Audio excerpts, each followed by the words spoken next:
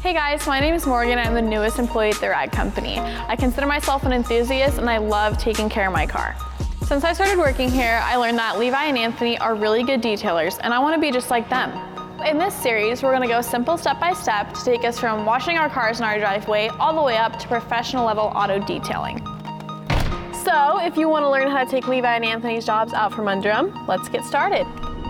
Hey guys, it's Anthony with the Rag Company and I am here with Morgan from the Rag Company. And we're continuing on with the Morgan Learns Detailing series. Today's episode is going to be all about paint decontamination. So this is going to include both chemical decontamination and mechanical. She got it, mechanical decontamination. You're learning so good. Good job. So for our chemical decontamination, we're going to be using Optimum Ferrex to clear out the pores of the paint. Any type of iron fallout or iron particles that fall into the pores of the paint do clog them and prevent that gloss that we're looking for. So Ferrex is going to help lift those and remove them. After we do that, we're going to be cleaning off the hood using just some traditional soap and water wash just to get rid of any of that leftover product and moving on to mechanical decon. So Morgan, you get to use your favorite. The clay towel. The clay towel. It is her favorite. It is, I love it. Morgan used it for the first time on her episode of Wash Wednesday. She got to experience the clay towel and the clay mitt. And what do you think? I loved them. Compared to just regular clay, it just seemed like it was a lot easier. It is a lot easier. I like it. However, we have some people in the audience that don't like the clay towel, that don't like the clay mitt. It's okay, I get it. We are also going to be using some traditional clay on the hood as well. And if you like the clay bar the traditional way, that's fine. If you like to drop it on your own dime, have at it, right? So we're gonna do half the hood with a traditional clay bar, half the hood with the Optimum clay towel, and we'll be able to feel the difference, but ultimately this hood is extremely contaminated, so we need to get started. Let's go ahead and grab the Ferrex. All right, so with the Ferrex in hand, Morgan, have you used Ferrex before? Yeah, we used it for the Wash Wednesday video, right? We did. So what's your favorite part about it? I think it works really well, and it's cool when it turns purple. It does. Do you like the way it smells? No. Yeah, me either. I don't think there's any true iron decontamination product that smells great. So what we're gonna do is we're gonna go ahead and spray this hood down pretty liberally. Typically when you're spraying paint, you don't need a ton, but this hood is extremely contaminated and it's been sitting in a junkyard, so how much worse could it get, right? Yeah. Traditionally, you'd only do a couple sprays per panel if you were to do a chemical decon on a car, or if you're doing a wheel, a couple sprays on a wheel should do it as well. So let's go ahead and get this thing sprayed down. Okay. Do you like to do a couple sprays? Oh man, that smells. And one right here in the middle. Perfect. We're gonna let this sit for about 30 seconds to a minute here before we actually wash it off. We do have some soap and water here in a bucket. You don't always need that. If you were to use this with like a traditional rinseless wash like we did for our very first episode, totally fine. Just do a rinseless wash to remove the excess Ferrex. It's just, again, having some running water at your disposal with some soap and water makes things a little easier and a little less stinky, especially if you're in a garage. All right, Morgan, so it's been sitting here for about 30 seconds or so, and we can actually start to see it working. So all of that purple there that you can see forming within that red, I know it makes it kind of hard to see on red paint, but you can see those darker spots. So darker spot. Up here we have some darker spots. And that's not just the top contamination, that's actually coming from the pores of the paint. So right here in the middle here, see all those black spots kind of lifting out of nowhere? Those are technically purple, but again, it's on a red hood here, guys. So it's working pretty well. I would say everything's coming up just as it should. Like I said, it's been sitting for about close to a minute now, so it's about time to get this thing washed off. Okay, so since we're in direct sunlight and this has been sitting for about a minute now, we need to get this off the paint because we don't want this drying on here. That's going to leave some unwanted stains that we don't want on here. So I'm gonna hand you this hose. Okay. Thumb down on this, it's gonna set the shower setting and go ahead and rinse this thing off.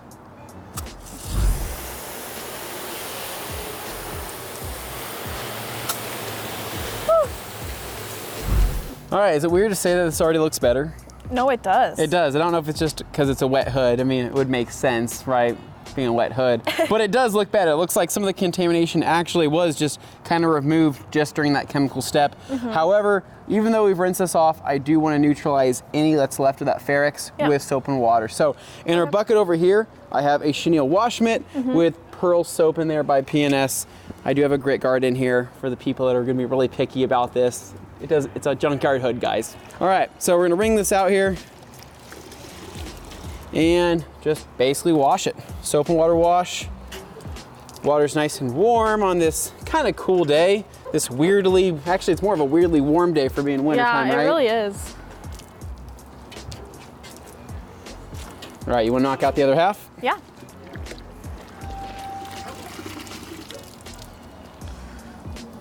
Ooh. Yeah, you wouldn't want to get your nice fancy jacket wet here on this day of car washing, right? I'm flexing. She's flexing on everybody with her cool outfit. I get it. Cool, nice. All right, looks nice and washed. Get the bottom edges there. Oh, glad I took off the Yeezys. I can't trust you. Pants are falling down. I don't know what's going on over here. Your zipper's down. Is it really? No. Let's rinse this thing off here, all right?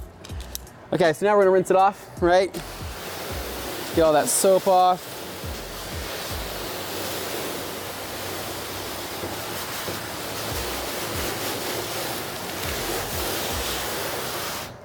Okay, so we got the hood rinsed off here. Do you know anybody that happens to have a drying towel?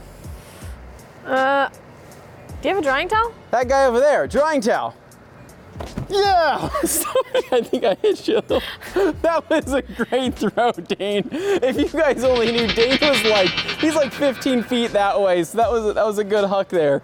All right, so for our drying towel today, we're gonna be using a 20 by 40 Dry Me River Junior. So this is a Korean waffle weave 70-30 blend. We used a double twistress on the last video, so let's change it up. Different towels, right? Yeah. Mix it up a little bit. Wow. So let's go ahead and dry this really quick, fold it in a couple bits. I'll dry one half, I'll have you dry the other half. Okay. So could we have done like O&R instead of using soap and water? Absolutely, yeah. We could definitely use O&R over this. This is just one method. If you want to use O&R, you can. Basically, the only trade-off is that running water tends to rinse a little bit more off. O&R, you might be going through a couple more towels or a little bit more product. So we got the hood dry. Now, is the hood still contaminated? It looks like it. Yes, it does look like it. So another quick way to tell if there's contamination on paint, this is kind of the cheating way, is just literally to put your head and ear down here and just rub on the paint a little bit with your hand. You'll hear that if it is rough, it's contaminated. I mean, it should be squeaky clean. That's ideally what we want to go for. Now, a lot of guys will use plastic baggies. You can use grocery store bags. You can do that. On this junkyard hood, I'm not going to do any more damage by rubbing on it with my hand, and sounds pretty horrible still. So with that said, we're going to grab our mechanical Decon products, which means our clay bar and our clay towel, along with our clay lube. So I'm going to have you do one half, and I'm going to do the other. I'm going to see how this thing turns out. Okay. All right, so with the multi-sprayer in hand with O&R mixed at 128:1, you have your clay towel here. Yeah. So you're familiar with this. I love it. I'm handing this to you. Oh, thanks. Oh, yeah, thank you.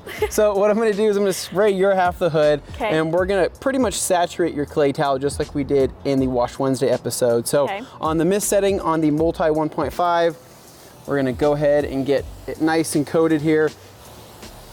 So what I like about the mist setting on the multi 1.5 is that it creates basically a map for me for when I am claying. So it's kind of like claying on a nice morning dew, or you can see where your finger's been wiped. Yeah. Same thing with the clay towel, it makes it really easy to follow. So with your area misted, I'm gonna go ahead and mist your towel here, and feel free to grab this thing whenever. I'm just gonna set it right over here. Okay.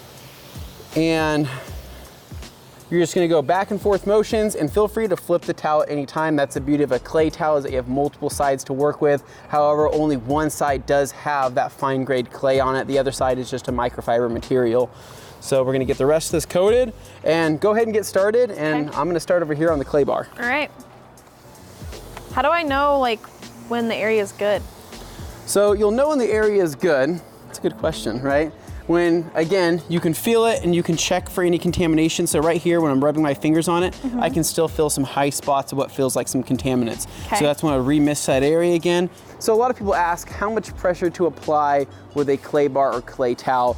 And really you want to be going to light to medium pressure. I'm never really going heavy on the clay bar. Not to say that you can't, it's just this is the safest way, because if any of those contaminants do get caught in that clay media, then those contaminants could potentially scratch that clear, and we don't want that happening. So try to show me what you're doing here. Okay. I can kind of tell how much pressure she's using just by watching, and it looks about right to me. You can hear it. So yeah, you can hear that contamination, right? So we'll lift up here, do a little mist here, and just kind of feel with our hands. So you can feel up top here a little bit of some little bits and pieces in that paint still, right? So we're gonna keep going at it until we remove, you know, the rest of those bits. Okay. So you can do short strokes, you can do long strokes. I mean, ultimately it's different strokes for different folks, right guys? All right, so getting my side all lubed up here with the clay lube. I'm gonna pull out these clay bars here.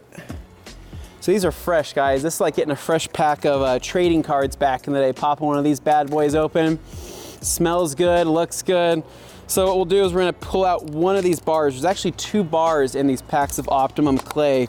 And what you'll need to do is you're gonna knead this up because there is a little protective film on here. Pull that off. And you don't want to just take the bar and go straight at it. You do want to knead up this clay and get it to where it's comfortable in your hand. You also want to get it to where it's warmed up. It's a little bit cold out here, so typically what I'll do is hold it in my hand for a couple seconds or put it in some warm water to warm it up. It's kind of like playing with Play-Doh, you know what I mean? Yeah. Oh man, this thing's taking forever, man. I hate this. Could be like me with a clay towel. I know, you're moving pretty fast. I'm still over here kneading this clay. So Can't if relate. that's not a selling point for the clay towel, then honestly, guys, I don't really know what is. However, to make it fair, you typically have to break in the clay towel on glass first before you actually go straight into the paint. So you're halfway done and I'm just getting started. All right. What I've done here is I've made a nice little clay disc is basically what I've made, and this is what feels most comfortable in my hand. Everybody has a different preference on clay here. This is just what I like to use. So got a little bit of thickness to it as well, so if I do have any heavy contaminants, I can pick that up and it'll go deep into the clay itself rather than sit on the surface. So with that said, let's get started.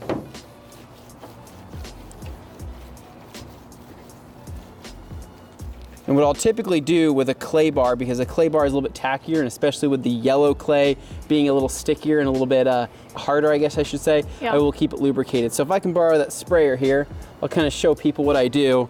With O&R being pretty affordable, right? And making so much with so little product, I'm able to keep spraying. So I'll basically keep it going like this.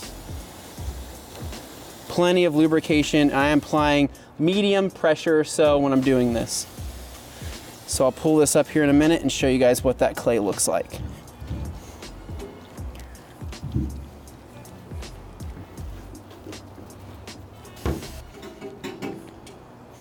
All right, so we're getting some contaminants off, but it's not too bad. Honestly, it could be a lot worse. Keep going here. So Anthony, how do you know when you're done with an area? Good question. So, especially with the clay bar like this, I'll typically just go based off of feel. And again, having all of this O&R in here, I can frequently spray this and glide my hand across and kind of create that motion to where, I mean, if I feel anything that catches my fingers, I know that that area still needs to be clayed. So here, where I've been sitting here for about a minute or so, is absolutely perfect. Getting over here, I can feel a little bit of some high spots and some contamination. Here's some tree sap right here, for example. Coming back over here, I still feel something, but I guess what's nice about a clay bar is that you do have a better feel of the paint overall. You know what I mean? Because you're a little bit more connected with that smaller piece of clay media, whereas with the towel, you have a little bit of a disconnect there. However, that is faster. So I tend to get a little bit pickier when I'm using a clay bar, if I'm being honest, just because I have to get every single little, square inch. So what I'll do is I'll inspect my clay as I'm going along. So if I see any major contamination on either side, that's when it's time to knead. So what I'll do is I'll fold it over here, flip it over again, put it back into the palm of my hand and get it kneaded to get that contamination away from that main surface there. So you don't just have to throw it away once it gets dirty? No, not at all, not at all. So a clay bar should typically last you several details before you throw it away. There's guys out there that'll last for many details, probably more than they should. It's okay, I get it, I understand. Clay is not the cheapest thing in the world. However, typically a couple really heavy contaminated vehicles you can do off of one clay bar, then you probably should throw it away. Okay. So here I'm kind of folding it over again and I'm creating another disc. This is kind of a weird looking square disc or so. I'm trying my best, but let's just say I didn't get an A in art, so there we go. So how would you like to try this? Yeah. So I'll keep you going on this side. I'll switch you. I'll take the clay towel, move over to there. Okay. So I'll re-hit this area with more lube. And I'd say focus on these upper points here on these ridges and follow along those body lines there. And I'll leave this with you so you can keep it going. Like kind of like how I was doing, keeping the spray going. Okay. Same concept. Okay.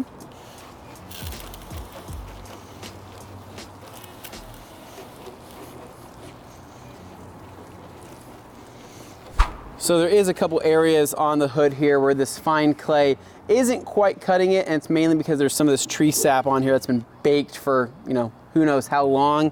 So when I come to places like that, I'll be honest, I use my nail. That's my other favorite, you know, Decon product there.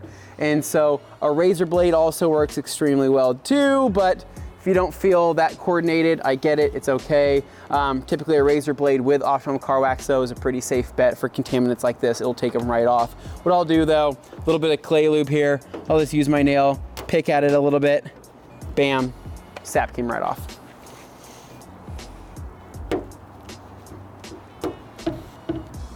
Well, Morgan, how you doing over there? It's a little harder to handle, I feel like, but just a little bit. You can kind of see that it's the clay bar is made its own new shape. yeah. It was once a disc. I don't know what it is now. Kind of looks like a goose now or some type of origami crane. Actually, it's like a chicken. That looks like a little baby chicken. What the heck's wrong with you? I don't know. All right, so let's go ahead and check this out here. So you have some contamination here. That looks like a bird dropping to me. Okay, so can I get that out with clay, or are we not sure, or can we try? Good question. So we'll try our best to get it out with clay. Worst case scenario, that's gonna come out with polishing. Just like a lot of these other defects, all these defects aren't gonna come out with clay. It's just it's not gonna happen. Some of these stains and some of these things are so far into the clear that it has to come out with major compounding. So using like a microfiber pad once we get to that step would definitely remove some of this stuff. So for this clay session, I do want to reiterate and educate really quick. We are planning on polishing this afterwards, right? The way we're claying today is basically saying, hey, we have to polish this because any micro marring typically caused by clay, you'd want to polish out.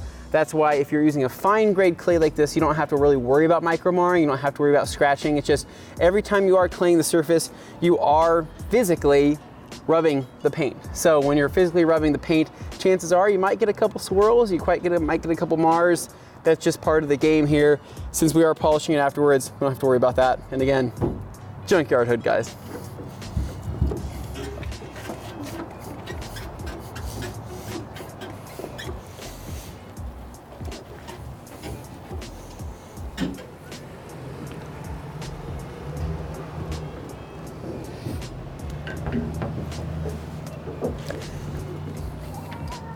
All right, so we just finished claying the hood. We still have some leftover clay lube here, but how did you feel about the whole thing?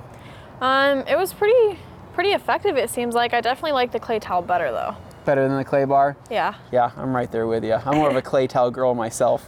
So let's go ahead and dry the rest of this hood here and get this thing cleaned up for our next step, and then we'll examine our work after I'm done. Okay. All right, so now that we have this cleared off, let's go ahead and look closely and inspect our work to see, do we miss anything? Is there any high spots that still have contamination? Going through, I'm feeling, and it's looking a lot better. I still see some sap here, and if we had like a sap and tar remover, that would be ideal to remove those spots because the clay just didn't have enough bite to get rid of those.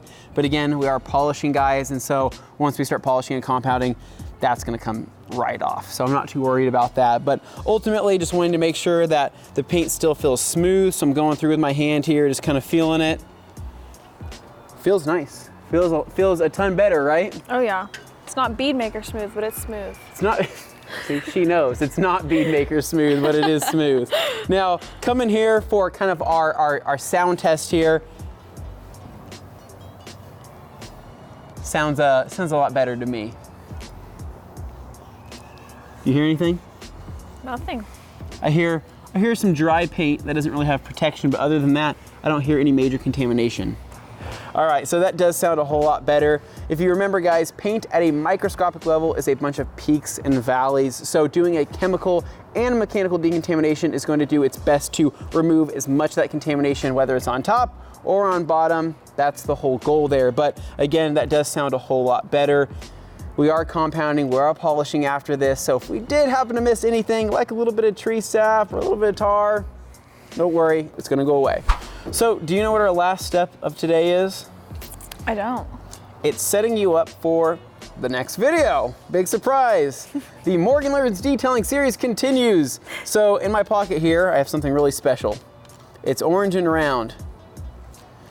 It's just tape. Yeah, nothing weird, guys. It's just a piece of tape. Didn't actually have a piece of fruit on me or anything. We're gonna be masking this hood off into force, which is gonna set you up for the upcoming videos of learning how to 1-step, 2-step, 3-step, and wet sand on this very hood here. All right, I'm gonna let you do this and try that out and see how she does. So we're doing a cross section here. So we're doing one down the middle here, one down the side. Okay.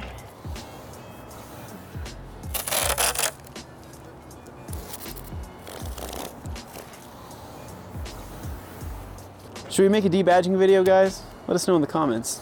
Get rid of this Hyundai logo here. Levi, so let's go I'll down the side here.